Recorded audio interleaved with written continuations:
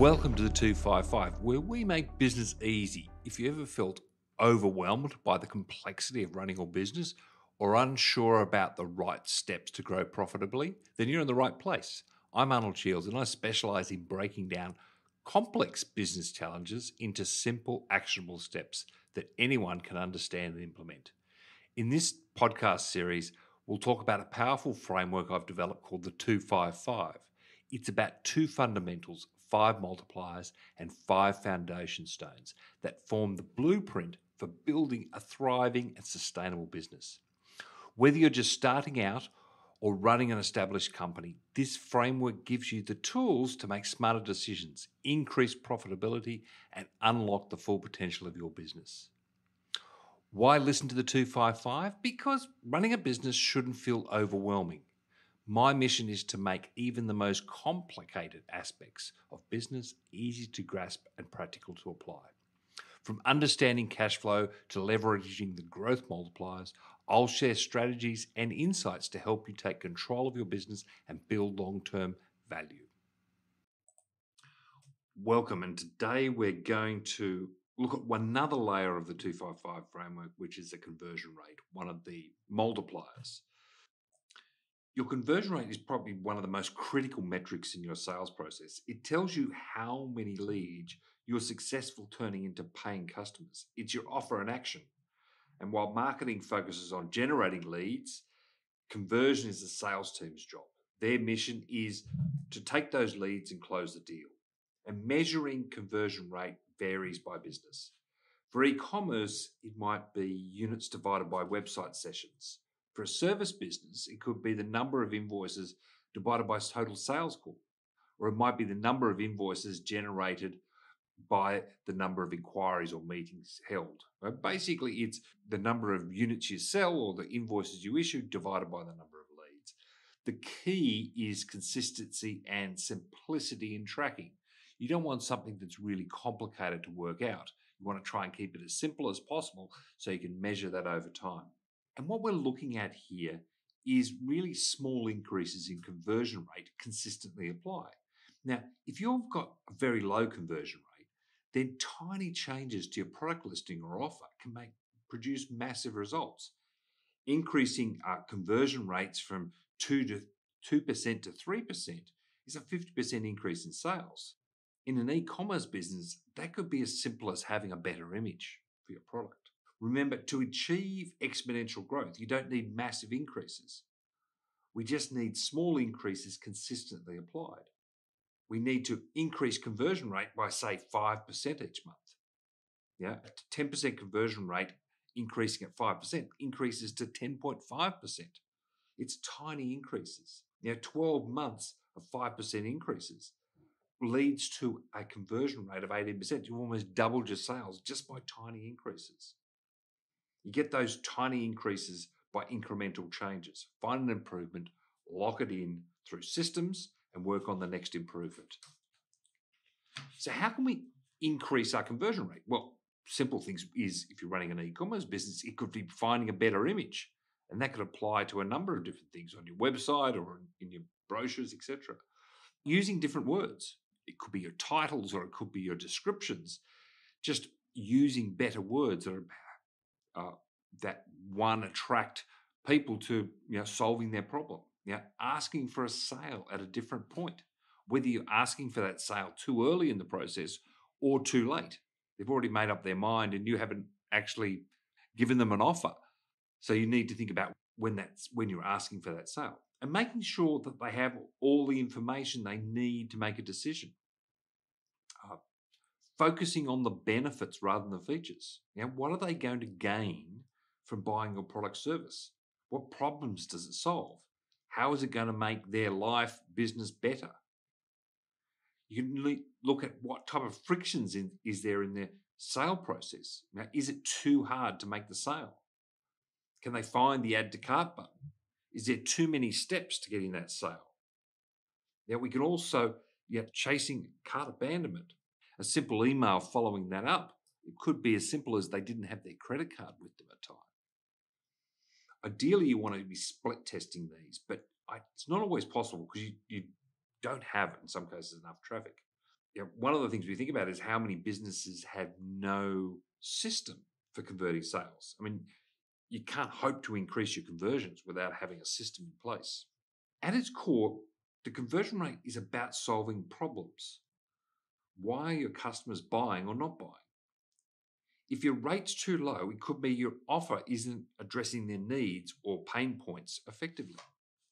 By refining your offer and clearly communicating its value, you can turn more leads into customers. So remember, conversion rates aren't just numbers. They're a reflection of how well you're connecting with your audience, turning opportunities into revenue. By focusing on reducing friction and understanding customer behavior and refining your sales process, you can boost conversions and drive significant growth in your business. The thing is, higher conversion rates also reduced your advertising costs. For example, if your pay-per-click campaign gets more sales with fewer clicks, you're saving money while driving revenue. Now, in online marketplaces, better conversions improve your search rankings, creating a positive feedback loop of increased viewability and traffic. So we remember we're increasing leads and increasing conversion rates. Remember, conversion rates aren't just static. They evolve with market conditions and customer behavior. Successful businesses consistently refine their sales process, test new strategies, and gather feedback. Whether it's tweaking product descriptions, adjusting pricing, or improving customer communication, every small change adds up to a more efficient and profitable businesses. Because conversion rates are a profitable, powerful multiplier. And when combined with strong lead generation and pricing strategies, they enable you to unlock the full potential of your business. By focusing on continual improvement, you'll not only drive sales, but also be in a position your business for sustainable growth. So why do people buy? Well, understanding why people buy is crucial for any business looking to enhance its sales and marketing strategies. Now, buying decisions aren't random. They're influenced by a mix of psychological, emotional, and practical factors. At the heart of every purchase is a customer's need or desire or perception of value. When you understand these motivations, you can align your offerings and messages better to meet their customers' expectations. So why do people buy? Well, first it's about solving problems or meeting basic needs. Whether it's replacing a broken phone or buying groceries, these are functional purchases driven by necessity. Businesses that position their products as solutions to real problems immediately increase their appeal. But it's not just about solving issues. Many purchases are motivated by improvement. People want to enhance their lives, whether it's getting fitter with gym equipment or simplifying tasks with home automation systems. Convenience is a powerful draw. Anything that saves time or effort will naturally attract buyers. Emotions play a big role too. People buy products that bring happiness, joy, or satisfaction, whether it's indulging in a hobby or buying a luxury car or owning something that reflects success. Social status and recognition often influence decisions as well, with customers gravitating towards brands that signal prestige or belonging. Social proof, another key factor. Recommendations from friends, family, influencers often guide purchasing decisions. Trends and fads also hold its weight, like what it's like to be part of that popular or current trend. Customers want to buy from brands they trust, backed by strong reviews, warranties, and guarantees. Value for money remains a constant driver. People want quality at a fair price. Promotions, discounted, and limited time offers sweeten the deal by increasing perceived value. But they also, you've got to remember, if you're decreasing your price, you're also perhaps hiding things along the way, like a poor offer. Yeah, speaking of urgency, scarcity triggers action. Limited availability or time-sensitive offers create FOMO, fear of missing out, which often leads to faster decisions. Now, modern customers also love personalization. Tailored products or marketing messages that make them feel valued, enhance their experience, and boost conversion rates. And finally, the process itself, the purchase process itself matters. A seamless, convenient experience, whether online or in store, makes it easier for customers to follow through. Reliable after-sales service and warranties build trust, leading to stronger brand loyalty and repeat business. If the power of persuasion, when it comes to understanding sales and consumer behavior, a few books have had a lasting impact on me. One that stands out is Influence, The Psychology of Persuasion by Robert Cialdini.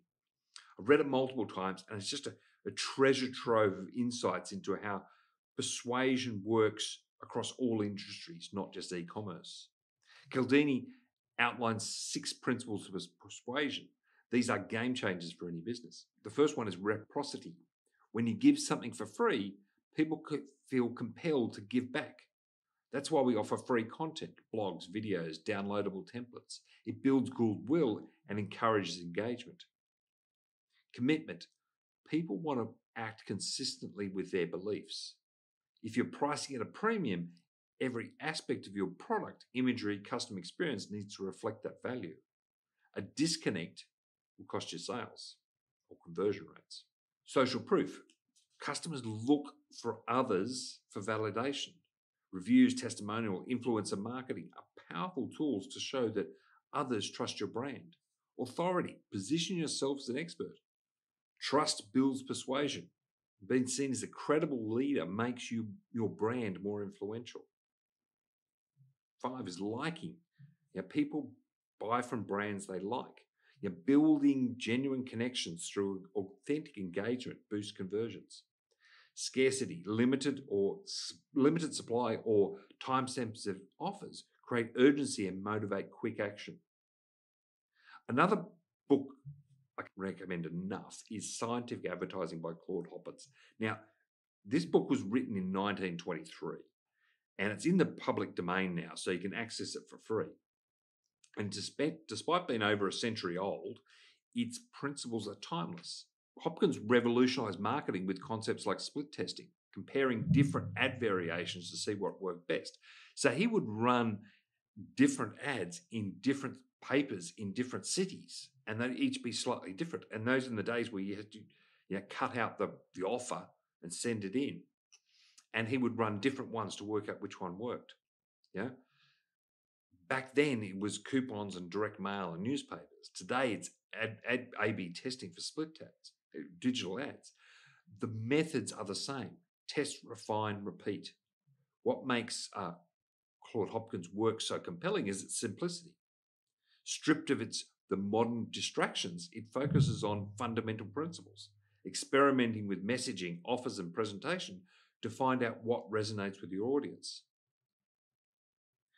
These books reinforce a powerful truth. The art of selling hasn't changed.